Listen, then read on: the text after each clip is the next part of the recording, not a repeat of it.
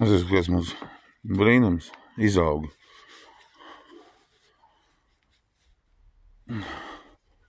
Un šitās te brīnums izauga kokā.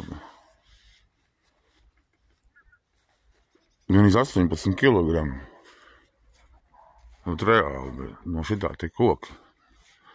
Kad viņš nokrīt zemē. Ābelē.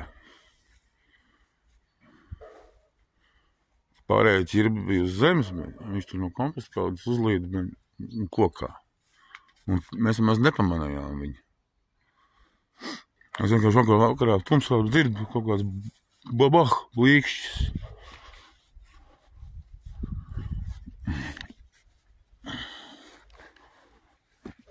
Paskaties.